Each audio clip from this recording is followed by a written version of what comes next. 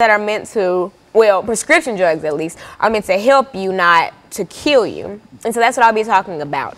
Also, I will be focusing on the adolescent age group. In my eyes, that means 13 to say middle 20s. I will be including statistics from other age groups and etc., but I will be mainly focusing on teenagers, you know, young adults. So as I said, or as I just said, substance abuse. What is substance abuse? Substance abuse, in a short layman's type term, is basically when someone gets something and or gets a drug and they abuse it. You know, they abuse its power. Drugs are meant to give you a temporary high, or, you know, make you forget about things, etc., etc. They're not meant to be used every hour of the day, every single day, to the point where you're sick and throwing up. That's a sign that you're addicted to that drug. Now, honestly, and you can look this up, 60% of seniors in high school don't think that marijuana is bad. And to be fair, marijuana doesn't necessarily kill people, but THC will make you addicted to marijuana. And it's 5 times stronger. That THC in marijuana is 5 times stronger than it was 20 years ago. So as you see, it's only getting stronger, which means it's only getting more addictive. And that's only, say, when you're high, and some people will love to argue about this, you don't think straight. Some people say, oh, well, being high makes me more productive, da, da, da, da.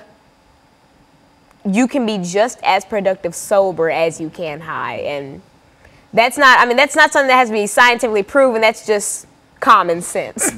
Anyone under the influence of drugs can be just as dumb or just as productive sober, but I feel like it's better to be sober. Why? Because drugs do nothing for you or do nothing for people around you. They only help you. Being high, say your job has a random drug test, you're going to lose your job. And things like that. They have more cons than they do pros. And so that's why, I mean, you know, anyone, if your state has legal medical marijuana, you know, feel free to do that. But there's a difference between using it for medicinal purposes and abusing it. And that's what a lot of adolescents fail to see. Now, as I was saying about 60% of seniors, those are people who are about to be in our workforce, who we're going to have to depend on for clothing and hair and et cetera, and for all the necessities that we need. Do you want someone making your McDonald's burger high, or making your coffee high, or making your clothing high?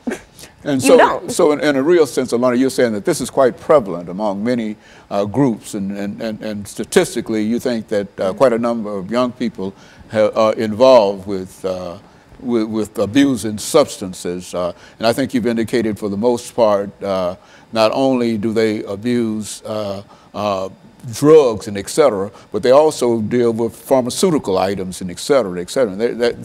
That's a real problem that people ordinarily wouldn't associate with young people, but it's your contention that they also abuse prescription medications. Is that what we're saying? The top 2 things that adolescents suffer from abusing: marijuana and prescription drugs.